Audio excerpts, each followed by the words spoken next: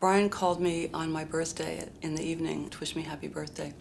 I asked him what he was doing. He said, I'm going out for a ride. A couple hours later, I got a call from Jess saying that there had been an accident.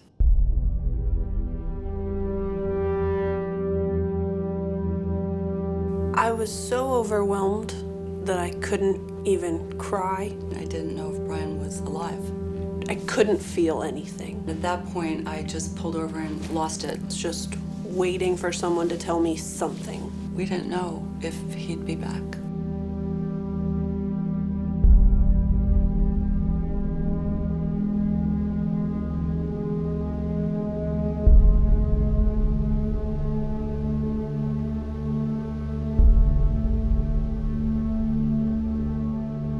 I cut my teeth working with people with NeurOptimal and head injuries.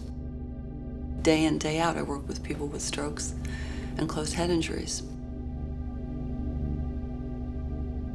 To the best of my knowledge, no one had ever done neurofeedback training with NeurOptimal or any system with somebody who's unconscious in an ICU. She brought it up and I said, I don't think there's a problem with that. If it's gonna help, it'll help. If not, it's not gonna hurt him. To be given permission to do this training with my son, who was in such a fragile condition, was unprecedented. At that point, I thought, there's a great deal of hope here, because I had, for 14, 13 years, seen with my own eyes what this software was capable of doing with people with head injuries. The research person in me said, I better get some information and some data. So I would record and document the state of Brian's brain before doing the training. When we'd finish the training session, I would get another short recording to document the state of his brain after the training.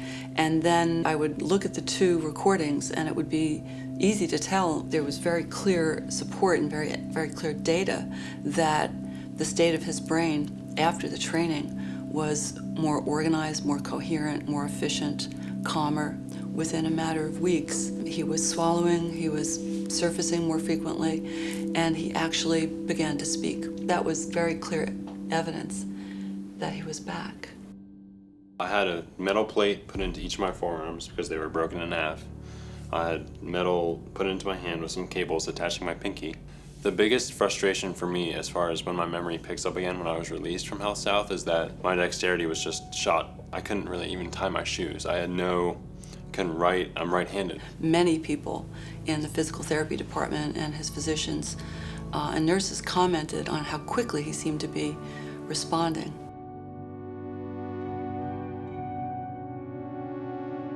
Obviously his memory, and that's obviously getting better and better as we get further and further into this recovery. You can get less irritable. He can relax easier. He can calm himself down and not get worked up over the little things. I know when I speak with him on the phone if he's been training, because his speech is so much different. It's so clear. Brian is more likely to get himself mobilized and not be done in by the boulders he's now pushing uphill when he's been training. I sense myself, after a session or two of neurofeedback, feeling the same kind of centeredness that I feel when I'm walking out from a therapy session.